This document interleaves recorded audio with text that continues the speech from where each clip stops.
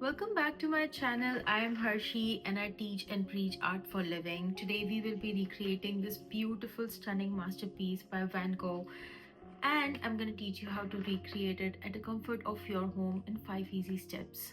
The color that I'll be using in this tutorial is my Himi gouache paint that I have been using for past 3 years, but you can use any of the gouache paints and you can even use acrylic paints for this tutorial. This painting is called The Spring of Flowering Almond in a Glass, and it was painted by Vincent van Gogh. This is a really simple yet beautiful painting which symbolizes celebration of new life and the beauty of beginning of the spring season. It is a still life painted in classic Van Gogh style of post-impressionism, and we're gonna recreate it together step by step. If you're painting with gouache paint, start by spraying your entire palette with water. And then for the first step, we will be mixing a very light nude color by mixing the skin tone and white color together. This is going to be the shade that you will be aiming for. Make sure you add enough water so your color feels like a melted ice cream. And then using a flat brush, you are going to make perpendicular strokes like this and cover the entire surface. Don't worry too much about attaining the flat surface. You need to see a little bit of brush stroke to add more character to your painting. You cannot go wrong with this step even if you try to. So just sit back, relax, add that color all over your surface and then allow it to dry completely. And if you're impatient like me, you can even use a dryer to expedite the drying time. Now that your base is complete, we're gonna add some lines for our reference. For this, you will be using a very small detailing brush and white color. The first thing is going to be a line right across the page, dividing your painting into two parts, which is going to be the wall on the top and probably the table which the glass is sitting on the bottom. Make sure that all the lines that you're drawing at this moment are very faded. They're just for your reference and you won't be able to see much of them by the end of the painting. Now moving on to the jar, we will first create an oval sitting on top of the line that we just created. And to ensure that my proportions are correct, I always draw the dots on all the four sides before I draw the main shape. Now once you have that, you will add two parallel lines on either side of the oval to add the body of the glass. And then we will draw another oval right below the one that we just created to indicate the water level. Remember that both the ovals are identical, touching at the center line of the painting. Finally, draw a half oval on the bottom to represent the bottom of the jar. And now that we have the jar, we will mix a very pale green color to create the stem. With a very light hand and by using just the tip of your brush, start adding one little stroke at a time. Keep referring back to the original picture and add one little stroke and one little stem at a time. Don't rush and take your time doing this. If you look closely, all the shapes are very simple and there is no outline as such. To harmonize all of my color, instead of using white to make them lighter, I am using the same light nude color that we used in the background. And once you have all the shapes of the stem in place, you will start adding textures on top of the stems and also start to introduce the flowers and the leaves. Now I'm going to speed up the whole process of how I painted the flowers and the stem, but please feel free to hit pause, download the reference image from the descriptions and work on one flower at a time. Just think of these flowers as mere shapes and swabs of different colors together and work on one little area at a time.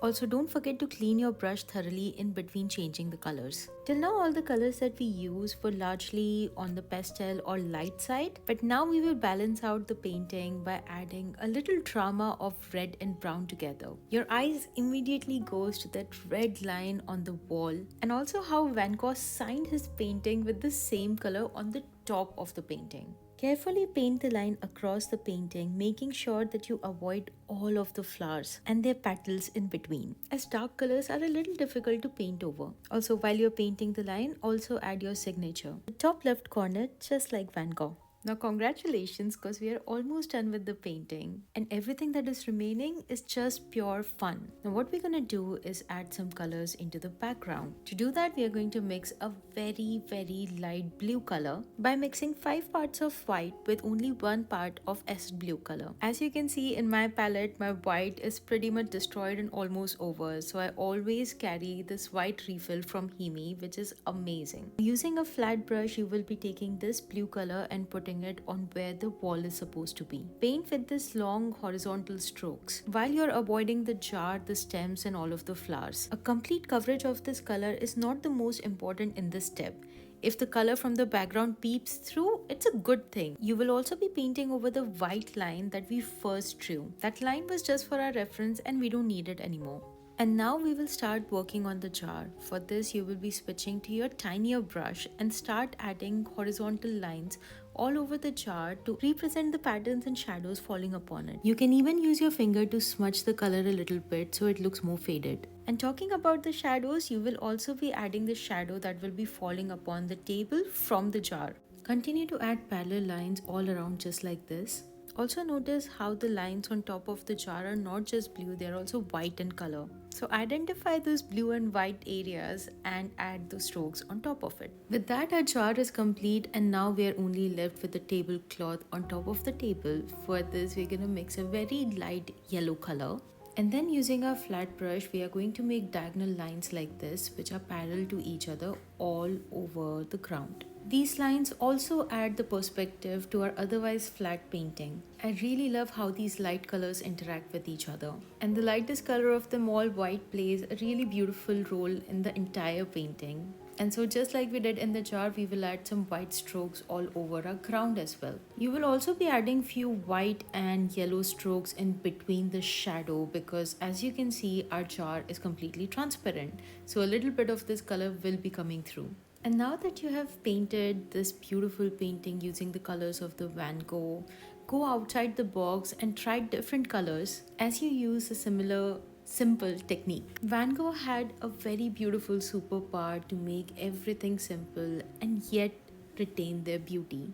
And now that you are a bit more familiar with this style, you can even set up your own subject and paint it as you like. Just remember that less colors actually can be more. And also to not take this process too seriously. Simply look, feel and create. On one hand, it is just a jar of water with a branch of almond blossom in it. But if you look closely, these objects will give you happiness and hope, a sense of belonging and accomplishment. And this is the power of art, and thank you so much for making it with me. If you like this art session, you can check my other videos for your next. I love to hear back from you guys, so if you have any critique or any suggestions, please leave them in the comments and help me make my videos better so I can deliver better tutorials every single time. I'm not the biggest fan of asking people to subscribe, but it does help a lot. So please go ahead and do that, and thank you again for watching this video till the very end. Bye and have a wonderful day.